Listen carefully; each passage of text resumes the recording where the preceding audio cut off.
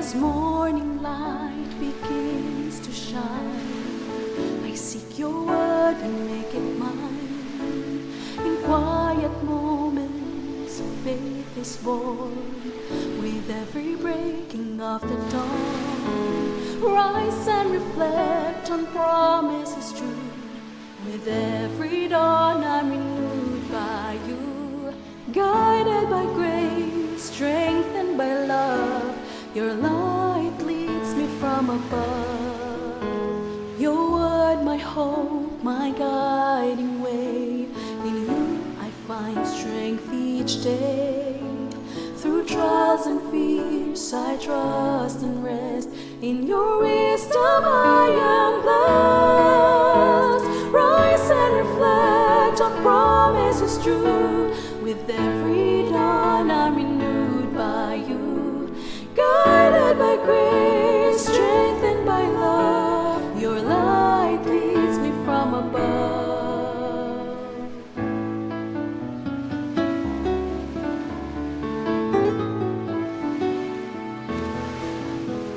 Your word, my hope, my guiding way. In you I find strength each day.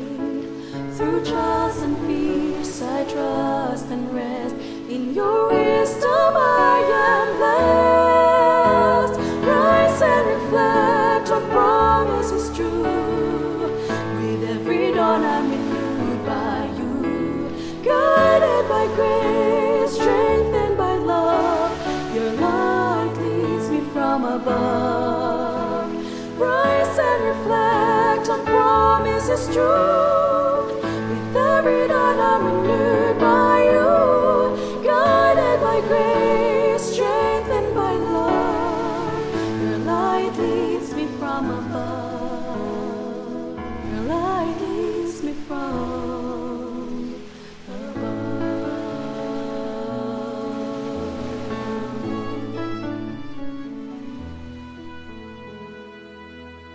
Isang bago at puno ng pagpapalang umaga muli kaibigan. Ako ang iyong kaibigan, Ner Caranza. Sa mga awit, kabanatang 10, talatang 14, busugin mo kami sa umaga ng iyong tapat na pagmamahal upang kami ay magalak at matuwa sa lahat ng aming mga araw. Kaibigan, ang tunay na kasiyahan at kagalakan ay nagsisimula sa pagkadama ng pag-ibig at habag ng ating Panginoong Diyos tuwing umaga. Kapag ang araw ay ating sinimulan sa presensya ng Diyos, sa kanyang kagandahang loob at biyaya, nagiging magaan ang kahit mahirap na landas. Ang talatang ito ay paalaala na hindi sa mga pangyayari o tagumpay nakakamit ang tunay na kagalakan, kundi sa ugnayan o relasyon natin sa ating Panginoong Diyos. Ikaw ay sumusubaybay sa AWR 89.1 FM at ito ang ating programang Rise and Reflect. Dito ay pinasisimulan natin ang bawat araw sa pagbabalik ng pasasalamat sa ating Panginoong Diyos, pagbabasa ng kanyang salita at sa pananalangin. At atin pong itutuloy ang ating aklat na binabasa mula sa ang Bible Pinoy Version. Tayo po ay dadako ngayon sa kabanatang 9 hanggang kabanatang 10, talatang 22. Sisimulan ko po ang pagbabasa sa talatang 21 ng kabanatang 9. Ang sabi ni Job, wala akong ginawang mali, pero wala na akong pakialam. Ayoko nang mabuhay. Lahat pareho lang naman ang kahihinatnan. Kaya nga sinasabi ko, pareho niyong wawasakin ang mabuti at masama. Pag may mabuting taong biglang namatay dahil sa disaster, tinatawanan siya ng Diyos. Binigay ang mundo sa kamay ng masasama. Tinakpan ng Diyos ang mata ng mga judge. Kung di siya ang may gawa nito, sino pa? Mabilis lumilipas ang mga araw ko. Dumadaan lang ang mga ito. Walang mabuting nangyayari dito. Mabilis dumaan na parang bangkang gawa sa tambo. Parang eagle sa bilis ng pagdagit sa pagkain nito. Pag sinabi kong di na ako magrereklamo, di na ako malulungkot, ngingiti na lang ako, natatakot ako na pahirapan ulit dahil alam ko namang di ako ipapawalang sala ng Diyos. Sasabihin din namang may ginawa akong mali, bakit pa ako magpapagod para sa wala? Kahit maligo ako ng snow at linisin ng sabon ang mga kamay ko, itatapon mo pa rin ako sa hukay at mismong mga damit ko, ikakahiya ako. Hindi naman tao ang Diyos para labanan ko. Di siya tao na pwede kong sampahan ng kaso. Walang pwedeng pumagitan sa amin na makakahatol sa amin. Tigilan niya na sana ang pamamalo sa akin. Huwag na sana niya akong takutin para di na ako matakot na mga tuwiran sa kanya dahil kilala ko ang sarili ko. Sawa na akong mabuhay, malaya ko nang masasabi ang reklamo ko. Sasabihin ko na kung anong kinakabiter ko. Sasabihin ko sa Diyos, huwag mo akong ituring na guilty. Ipaalam mo sa akin kung anong nagawa kong mali.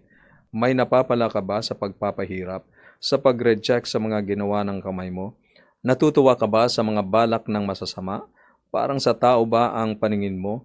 Pareho ba kayo ng naiintindihan? Katulad ba sa tao ang haba ng buhay mo? Pareho ba kayo ng tinagal sa mundo? Para hanapin mo ang mali ko at alamin ang kasalanan ko. Alam mo naman na di ako guilty at walang magliligtas sa akin mula sa kamay mo. Kamay mo ang nag-create at nag-form sa akin, tapos ngayon gusto mo akong wasakin. Alalahanin mong ginawa mo ako mula sa putik. Dudurugin mo ba ako hanggang maging alikabok? Di ba ikaw ang nagbuhos sa akin sa tiyan ng nanay ko na parang gatas para mabuo ako at hinayaan akong lumaki gaya ng pagbuo ng keso?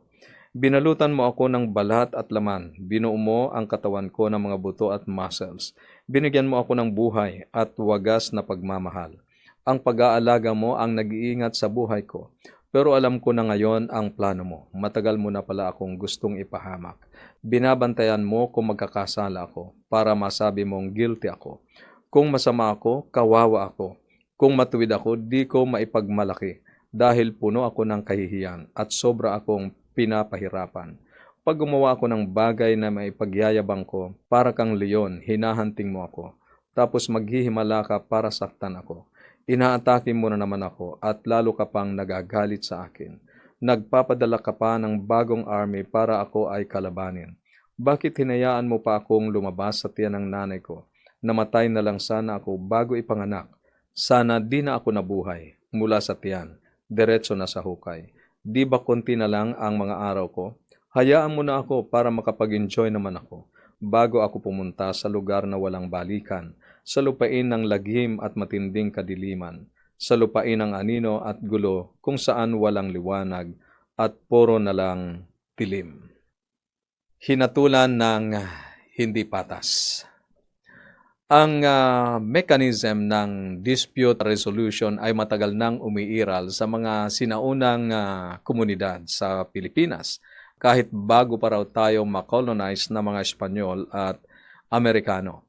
Ang mga pagtatalo na bumabangon mula sa pang-araw-araw na affairs ng community ay dinadala sa mga matatanda ng nasabing pamayanan sa pamamagitan ng mga pag-uusap na ang layunin ay isaayos at resolbahin ang problema sa prinsipyo ng katarungan at pagiging fair o patas.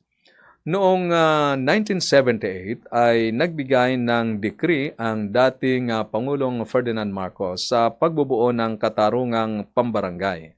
Ang batas na iyon ay nagbibigay ng compulsory use in the barangay of mediation, conciliation, and arbitration sa ilang mga uri ng mga hindi pagkakaintindihan ng mga nakatira sa barangay. Si Job ay nangailangan din ng arbitrator o tagapamagitan para sa kanyang sitwasyon. Kinilala niya ang katotohanan ng premise ni Bildad na hindi binabaluktot ng Diyos ang katarungan sang-ayon doon sa ating binasang kabanata ng Job noong nakaraan, kabanatang 8. Gayunpaman, si Job ay nagtanong sa sarili niya ng isang katanungan. Sa talatang 2 ng kabanatang 9, totoo ang sinabi mo, pero paano mapapatunayan ng tao na wala siyang kasalanan sa harapan ng Diyos? Ito yung salita ni Bildad. Naniniwala si Bildad na kung gagawin mo ang tama, pagpapalain ka ng Diyos. At kung gumawa ka ng masama, parurusahan ka ng Diyos. Gayunpaman, naunawaan ni Job na walang sino man ang matuwid sa harap ng isang banal na Diyos. Sino ang tama? Sinabi ni Job sa talatang 32, Hindi tao ang Diyos na katulad ko. Hindi ko siya kayang sagutin o isakdal man sa hukuman. Mayroon sanang mamagitan sa amin para pagkasunduin kaming dalawa. Dahil sa kawalan ng pag-asa sa isang tagapamagitan, bumalik si Job sa kanyang dalamhati o panaghoy sa talatang 18 ng Kabanatang 10. Ang sabi ni Job, "Bakit mo ako inilabas sa bahay bata? Sana namatayin na lang ako bago pa man ako makita ng sino mang mata." Ito ay dalamhati o panaghoy ng isang tao na alam kung ano ang kailangan niya, o better yet, ito ay panaghoy ng isang tao na nakakaalam kung sino ang kanyang kailangan. Hindi lang niya alam kung saan siya matatagpuan. Ang hindi alam ni Job, si Jesus ang kanyang kailangan. Ang buhay na wala si Jesus ay isang buhay ng kawalan ng pag-asa. Malaki ang maitutulong ng mga kaibigan at pamilya. Ngunit si Jesus ay kasama nating palagi sa madilim na panahon ng ating buhay. Sa ating Panginoong Hesukristo, mayroon kang isang higit pa sa isang arbitrator. Mayroon kang isang tagapamagitan at tagapagtanggol. Sa talatang 5 ng Kabanatang 2 ng unang Timoteo, ganito ang sinabi ng Biblia, "Sapagkat iisa lang ang Diyos at iisa lang ang tagapamagitan sa Diyos at sa mga tao. Ito'y walang iba kundi si Kristo Jesus." Kaibigan, sa lahat ng ating mga pinagdaraanan, maaaring mali ang pagtingin sa atin ng ating kapwa-tao, ngunit makaasa tayo na mayroon tayong isang Diyos na tagapagtanggol at tagapamagitan, ang ating Panginoong Jesus. Kaibigan, ano ang nararamdaman mo na malaman mong mayroon kang tagapagtanggol at tagapamagitan? Para sa iyong comment and reflection, maaari kang mag-text sa ating mga numero 0917-1742-777, 0917-1742-777, at sa 0918-9447-891. 0918-9447-891. At para naman po sa inyo na nasa Facebook page or YouTube channel, maaari po kayong mag-comment dyan sa atin pong comment section at ipadala nyo po sa amin ang inyong mga pananaw at reflection sa mga talatang ating binasa ngayong umaga. Tayo po ay dadako sa ating panalangin at inaanyayahan ko po kayo na sumama sa amin sa pananalangin. Tayo po ay manalangin. Amang banal, dakila naming Diyos, nagpapasalamat po kami sapagkat kami ay hinanap at natagpuan, tinubos ng inyong anak ang aming Panginoong Jesus. Siya ay ang aming palaging namamagitan sa amin at sa iyo, Ama, upang magkaroon kami ng pakikipagkasundo sa iyo. Salamat na inihandog niya ang kanyang buhay upang kami ay tubusin. Amang nasa langit, bigyan mo po kami ng lakas ng pananampalataya na manghawak sa kapangyarihan ng iyong anak upang kami po ay ipakipagkasundo sa inyo. Panginoon, sa umagang ito akin pong tanging inilalapit ang amin pong mga kaibigan na mayroon pong mga dalangin at kahilingan sa inyo. Pagpapagaling sa kanila pong mga mahal sa buhay. Inyo pong dalawin sila, Panginoon, hipuin ng inyong mapagpagaling na kamay ang kanila pong nahihirapang katawan upang sila po ay magkaroon ng kagalingan. Tulungan din sila, Panginoon, na mapunan ang kanilang pangangailangan sa araw-araw. At akin pong idinadalangin na ang pag-iingat ng mga piling anghel ang kanila pong maranasan sa buong maghapong ito. Salamat, Panginoon, sa kapahingahan ng araw ng Sabath na inyo pong ipinagkaloob sa inyong mga anak. Maraming salamat sa pagdinig nyo sa aming panalangin, sa pangalan ng aming tagapagligtas na si Jesus. Amen. Amen. Kaibigan, muli ako po ay nagpapasalamat sa inyong maagang paggising, pag-tune in dito po sa ating himpilan. AWR 89.1 FM dito po sa ating programang Rise and Reflect. At ngayon po ay nais kong i-offer sa inyo ang isang napakagandang booklet na may pamagat na pag-asa para sa mga panahong maligalig. Mapapasa inyo po ang aklat na ito kung inyo pong ite-text ang inyo pong kompletong pangalan at address sa ating mga numero 0917-1742-777, 0917-1742-777, at sa 0918-9447-891, 0918-9447-891. At para naman po sa inyo na nanonood o sumusubaybay sa atin pong Facebook page, maaari po kayong mag-comment.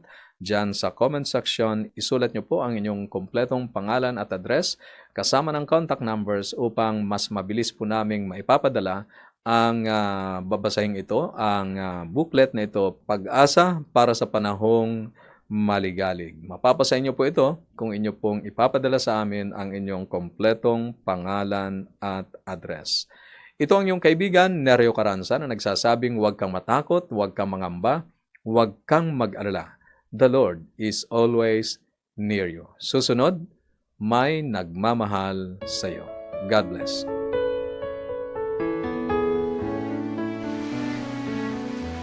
As morning light begins to shine, I seek your word and make it mine.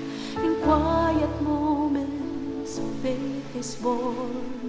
With every breaking of the dawn, rise and reflect on promises true.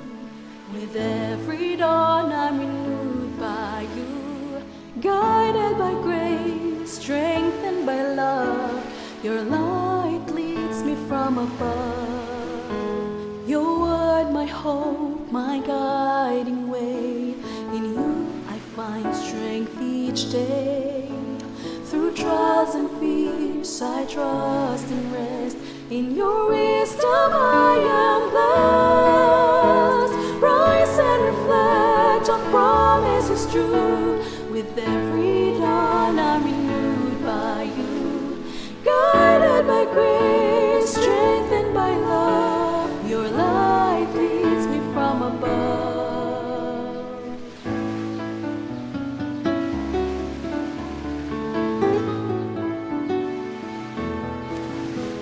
Your word, my hope, my guiding way.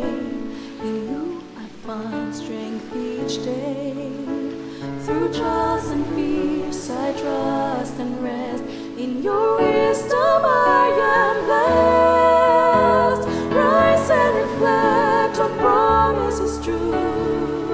With every dawn I'm renewed by you. Guided by grace, strengthened by love, your light leads me from above. Rise and reflect on promises true.